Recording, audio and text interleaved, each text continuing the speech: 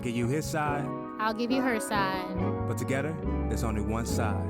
All pointing to the one source. In the beginning, This is the One Flesh Podcast.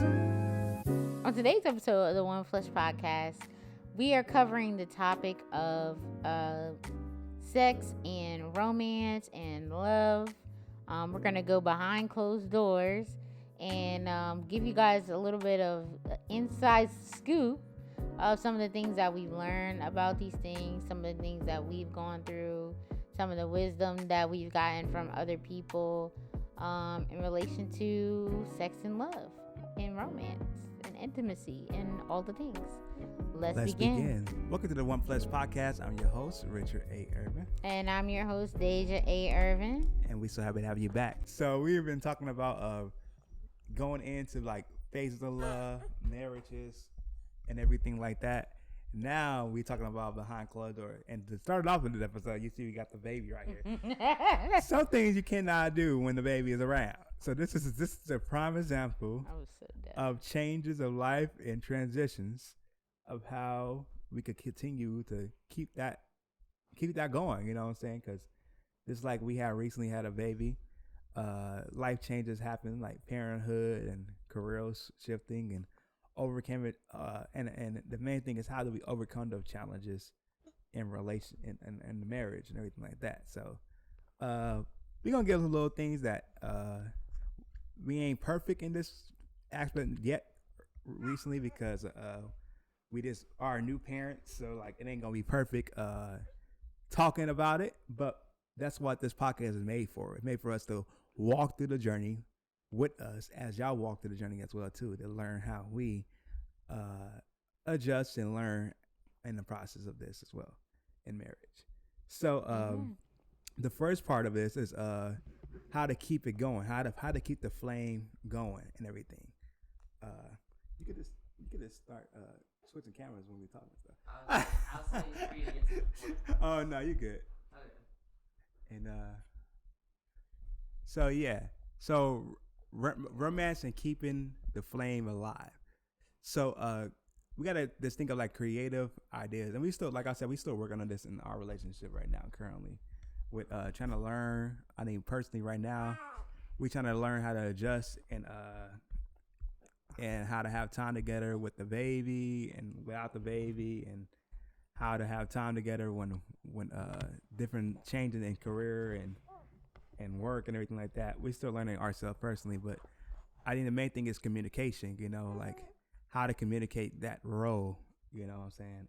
In the instance of like, if you feel like your spouse spends too much time on things, communicate with them to that, you know what I'm saying? Let them know. Because for me, for example, speaking from a man perspective, we don't always have awareness of us spending too much time on things, you know what I'm saying? Talking for me personally. Hey, calm down, relax. Yeah, look, I'm passy, relax. We don't always have awareness of spending time together personally, because we just keep on going and going, and we don't really think about, oh, we spend a lot of time on work, or hey, relax. We spend a lot of time on work or whatever. We just keep on going. So yeah, what you got to tap on? Keeping romance alive, I guess from a woman's perspective, one of the main things I would say that's helpful at keeping romance alive is like making the woman feel like you still are pursuing her. Because I think, especially depending on how long you've been married. We haven't been married that long, but technically, according to Google, we like literally just got out of the newlywed phase. But I think as a woman, one thing that we really want is to still, be pursued. We still want to know that we're still like that's still the apple of your eye. And so I think a part of like romance and keeping it alive through changes and transitions is for the men figuring out ways to still pursue your wife, if that makes sense. Like when you're dating, you do anything to try to get with that person. You surprise them with different things and think of them and text them. And I guess this could also go both ways. But I think that helps keeping the romance alive is like making it a priority to pursue the other person as if you guys were dating. Yeah, I think I'll make a public apology not doing that. You know what I'm saying? I think sometimes, like I said, for men, we get distracted of like not spending enough time to like pursue the wife and like spending time with that. So yeah, I public apologize with that. You know, especially with like you have things piled up like church, work, church, work, personal. That's basically my flow all the Church work, church work, church work. So like yeah, sometimes I think in between that you have to spend time like, okay, this particular time I'm going to take time to like watch a movie together, eat dinner together, have a intimate conversation and deep conversation about things. So yeah, that's key. But I think in order to even adjust to that, we have to learn about know your spouse personally about different love languages, because not everybody will have the same kind of love language. You know what I'm saying? My love language could be words of affirmation. I think is one of them. I should have had a list of them. Physical touch. Acts of service. Gifts. Yeah, giving gifts. Like things like that. We gotta know like what is the actual love language that the spouse have in order to actually like give them what they want or need. You know what I'm saying? And through different seasons and changes and transitions, your spouse's love language can actually change. Because I think I would have said probably when we first met, my love language probably would have been acts of service. But honestly, I feel like maybe it's shifted a little bit more to like quality time. But like I think a part of like continue to date and go on dates and like learn more about each other, you guys learn about how you're changing in the different seasons and transitions, which I think that's like one of the main things for this specific topic,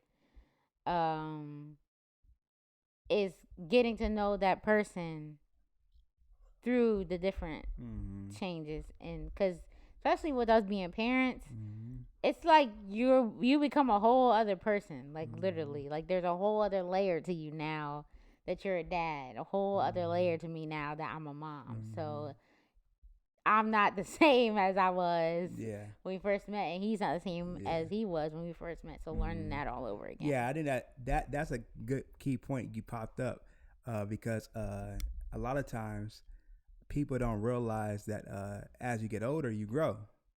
You know, they just think like, oh, you ain't the same person I fell in love with. You ain't gonna be the same person I felt. If you're the same person 10 years later, it's a problem going on. You should grow. You should be mature more as you get older. You shouldn't be if y'all married at 18 years old or 20 years old, I don't expect you to have the same mindset as an 18 or 20-year-old person. Yeah. Because you grow up. You grow up. Okay. You mature. You don't. When I turn 40, I'm not gonna have the same mindset. When you turn 50, you're not gonna have the same mindset. You're not gonna have the same. Most likely, if God bless you with a career that you have the same career, but some people don't have the same career for the next 20 years. They retire. Retire at 50, 60 years old. So like these kind of things will change the way you think, the way you act, the way you behave. So you gotta also be aware of that to your spouse. You gotta have the kind of conversations like, what's new with you, like, and be actually attentive to how they talk and how they react and how they behave. It's going to be totally different 5 years from now. You know what I'm saying? So that's very key. So yeah, that's the key thing I would definitely say about that. Check out Phases of Love episode 3? Episode 3 of Phases of Love, because we had brought on our special guests, Stefana and Jackie, and they had been married for, I think, 15 years, something like that, close to that. But they were sharing about like, how to keep love lasting when you've been married for that long. So check that episode out. Yeah. So I think that communication is very key, and those things to know how to react and everything like that. So, but yeah, I think also expectations and reality is key to as well too. Like you said, people have the expectation that it's probably gonna stay the same forever. That's not gonna be reality. You know what I'm saying? Sex wise, like different life changes. Like we talked about this. I don't know when this episode gonna release, but the last episode we recorded, we talked about different questions, and one of the questions was what are the expectation about like marriage and everything like that. So your expectation when you get married ain't gonna be always a reality because we have babies, and then the wife cannot have sex for 6 weeks, and periods and different kind of stress and life change over there, this and that. So reality, sometimes men, we tend like to go to, personally speaking, we go to pornography and everything like that. That was my main source of outlet, you know what I'm saying? So like these kind of things we have to understand, like it's very key for us as men and women. Women have the same problem as well too. This is very common in women as now too, as well as pornography use is relying on pornography or other sources of sexual immorality to create expectations that nobody is exactly actually gonna because in pornography they don't teach you the correct way of how sex is done, you know what I'm saying, as far as intimacy wise and your desires and all these kind of things. You gotta make sure you have these kind of healthy understanding. Also, the other thing is communication as far as like social media, for example. Social media is definitely something that creates a sense of a false reality. Yeah. As far as like relationships, the way a spouse should look, the look and everything like that. Those kind of things are definitely key factors. So I think the main thing for us as a couples, especially Christian couples, is to set those boundaries and parameters so that you'll be like, okay, you spend too much time on that, or you don't need to be doing that, or you know, you'll be talking to that person, like things like that should definitely be brought up in relationships to help those kind of emotional or things be aware. Okay, I have a side note about expectation versus reality, and tell me what you think. You know how when you're on social media or you're on your phone and you are just talking about something, like say you're talking about peanut butter, or, oh, I really want some peanut butter, or whatever, and then you just start getting ads popping up on your phone on social media about something you was just talking about, literally. So this is like my thinking when it comes to social media. When you're single, it seems like everybody getting booed up, everybody getting married, everybody engaged when you go on social media, literally. And then when you dating, it's like, oh, everybody having these big old weddings and doing all this thing. And then when you're married, then you see the single people all doing this, living my best life, this and that. So it's almost like the social media is like enticing you to the thing that trying to make you want something or create a false reality. Like literally that's like, I feel like the intention of it, but like it's almost like advertising it, like how it advertised the peanut butter that you was talking about is advertising the things that you have a desire for. I'm not saying the desire in and of itself is wrong to want to date or get married and have a family and stuff, but like it can make it a false reality. Like it can make it into a negative expectation because that becomes your focus and that becomes your priority, and all of a sudden it seems like everybody is doing this thing, but in reality it's just social media promoting and advertising it more in front of your face. Exactly. Yeah, it creates that kind of expectation, like you said, false reality, insecurity. This is a big thing with not just the female but male's perspective, like liking, commenting posts on it would trigger some kind of feelings or jealousy or whatever, things like that. So I think that's very key for us to be aware of those things and be aware of your spouse's reaction as well to when you do those kind of things, because that's very key, I think, especially in modern relationships where both spouses have social media. That could cause a lot of. One thing they had recently removed on social media, on Instagram, not recently, it was like 2-3 years ago, when somebody liked a picture or a post, like it used to pop up on your feed, like, oh, this person liked it. They got rid of that. Yeah, Instagram don't do that no more. They used to do that. That used to get a lot of people in trouble back Oh in yeah, the day. you go and look at that thing and be like, why are you liking these pictures? Yeah, you can see people likes. Yeah. But now Instagram removed that, so now people that should get no excuse to do it as well. You shouldn't be liking no opposite person pictures and scrolling their page. But yeah, that's definitely something that could definitely affect the things behind closed doors as far as sex and love. All right. I guess as you're kind of moving on to the next thing, I think that one thing that we have learned and still are continuing to learn from being married and even going to therapy is like intimacy has different levels to it. Intimacy is not just like one like thing. There's physical intimacy, emotional intimacy, and like we're learning more about the different types of intimacy to help us in our romance and sex in our relationship. So I will also say that that's like something that's really important, especially like I think women like as emotional creatures, we kind of like know some of those things, but maybe can't put the language to it to like apply it to the relationship. And I feel like not taking on the men, but I feel like men, y'all might not fully understand the full That's depths not of picking. That's intimacy reality. as well. Yeah. So studying that type of thing together and learning that type of thing together definitely has helped Yeah. us in our relationship for sure. Yeah, that's not picking. I think that's reality, 100%. Because as a man, me personally, I wasn't aware of that. Because especially if we don't have that example around us to really like see that, and to really observe marriage as a whole and like everything like that as far as like couples as around us. We don't have that. You know what I'm saying? I didn't grow up with that. I think it was only maybe like one person I could think off the top of my head that actually had a yeah. This one supposed to be going on? Which This one? audio right here, where it says Richmond. Should that be moving? That's Rich Mike. Well, yeah, but Oh. there's no audio. Oh no, it's good. You good? Okay. No, it's good. Alright, Yeah. I just want to make sure. No, you good. It's like I'm not gonna let this whole podcast. No, you good. It's not on. All right. Yeah. So yeah, I think I only could think of one couple that was like married throughout my whole childhood. That's my auntie Carrie, my uncle Randy.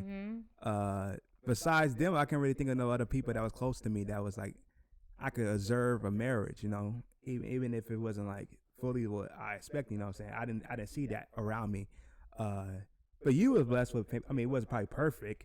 Yeah. But you were blessed with people that are around you with marriage. You know what I'm saying? And I had that understanding, since I was a child, that the order is you meet somebody, you date, you get married, then you have sex, and then you have a baby. Yeah, mine was the opposite.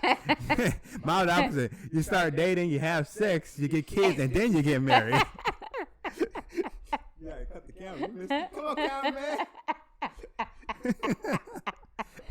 That's funny. Mine was the But opposite. Yeah, mine was the opposite. But I think you start dating, you have sex, you get kids, and then you get married. I think the part of that as well, though, that you don't really realize until you get married is done. With growing up in some unhealthy church environments, I guess I would say that's what I would say, is you learn don't have sex until you get married or whatever. And that's it. That's the end of the conversation. There's no understanding of intimacy. That word is not used. There's no understanding of emotional intimacy. There's no understanding of none of that. It's just don't have sex or you're going to hell, or don't have sex, you're going to have a soul tie. That's the end of the conversation. So I think that is definitely good to like talk more in depth about those kind of things to help the person before they get married, and also to help the person when they get married. Exactly. It's understanding intimacy. Yeah. Because that gives a better perspective of what sex Yeah. is and why God created it versus just saying don't have sex. Yeah, I think that this would be. I mean, I don't think we need to do an episode on this because I think what was his name? What's that guy name? The pastor. He did a relation podcast with his wife. A podcast?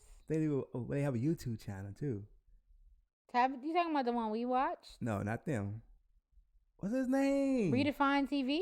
Redefined. Is it Redefined? What's his You talking about Pastor Flowers? Pastor? Yes. Jerry Flowers? Jerry Flowers. Shout out to Redefine TV. Yes. I used to watch them. Jerry Flower had a lot of. That's why I said we need to do an episode on Soul Tie because Yeah. he has a lot of things about Soul Tie. But one thing I typed on when I learned though was about Soul Ties, like that's the reason why soul ties happen was because like the intimacy part. Mhm. It's a physical, spiritually connection happening when two people come together in sexual contact. You know what I'm saying? It's not this physical thing. It's spiritually and mentally connection happening, and that's why a soul tie creates, because you so what's the word? Consume, not consume. What's the word I'm trying to look for? I think you explained it. Assess with the person. Oh, okay. You're so obsessed with the person, you can't get that person off your mind. That's a soul tie. When you continue to obsessively think about that person consistently, that's a soul tie that created, because now you created some kind of connection that was not meant for you to be connected with, because you're not married. A connection that was not meant for outside of the marriage bounds. That's what a soul tie is. Yeah. Man, you got me thinking about so many things. I don't want to keep like going down a wormhole, Yeah. but also like going back to like you were talking about like having sex outside of marriage and having that soul tie, but like how intimacy paints a better picture of like what the intention of sex is. Mm-hmm. That makes me think about even like divorce. Oftentimes people in the church always say all the time, "Oh, God hates divorce. God hates divorce. God hates divorce." Yes, God hates divorce, but there's like a reason behind it. When you get married, you become one flesh. There's that deep level of intimacy and connection. And I think I heard somebody explain to when you get a divorce, it's literally like the ripping away of souls. So like I think that people think about it in a, like almost like a sense of do and not do, but you shouldn't think about things in that way. You should think about it in like to get understanding of it. And that's why I think intimacy is a good rabbit hole to go down to get a full picture of sex and romance, because it helps you get a right understanding of when you're dating, a right understanding of when you're married, and for those people that have been through a divorce or are currently going through a divorce, an understanding of that either, because there's a lot of emotional spiritual things that go with that divorce, because like I said, that intimacy literally is being torn apart. So exactly, because you tearing away a soul, like you said, because two become one flesh. We didn't discuss that. Like it's literally two becoming one flesh. And then you think about as a child, two becoming one flesh. Literally, a part of you and a part of me is within him. You know what I'm saying? Even though he's his own person, he still has a part of me, a part of you. You look at him, he got both of our faces. He has probably a similar personality as both of us. He got his daddy legs. Yeah, he got my legs, got my low leg, and my pigeon toe probably as well too. Flat footed, all the above. Feel bad for you. But anyways, those kind of things happen. Like I said before, when you tear apart those two people. So yeah, it's definitely key to do it God's way, because we have to understand as believers and people that are not believers, God has laws and orders because he wants you to he ain't saying that you ain't gonna have problems, but he wants you to stay away from trouble. Like a parent tell you to don't touch the fire because the fire is hot. The reason they tell you to touch the fire because the fire is hot because they want you to get hurt. Not because they're just making rules. And just because they saying it. It's a reason behind each rule. Protection. So, or each priority or a commandment. Like there's a reason why he wants you to, because he's the creator of life. He knows all things. He knows how things are going to happen. You don't do it his way. So he set these kind of things up for you to have guidance and wisdom and knowledge to not fall into the enemy's trap and have more chaos and trouble. You know what I'm saying? Because you could, for people that are listening, if you grew up in a household where it was unstable, where the parent was not married, you see what the things that you went through, and you see the result of a 2-parent household and how the result causes a great foundation in a child's life. You see what the result is. God is going to bless it. God is going to guide you and strengthen y'all throughout your marriage and relationship. Amen. So, yeah. Anything else you want to add to this? Nah, I think we tapped on a lot. Talking about sex and romance and love and all the things. Yeah. Intimacy. So, Behind Closed Doors. I like that title, Behind Closed Doors. That's a good title for the episode. Besides everybody watching for the season, thank y'all for watching. Make sure you hit the like button, make sure to subscribe, make sure to comment down below any other episode going to record and talk about for next season. Thank you all for the support throughout the season.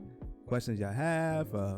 And yeah, we're here to keep on doing some more clips throughout the season and everything like that. But thank y'all for watching again, and God bless you all. Peace.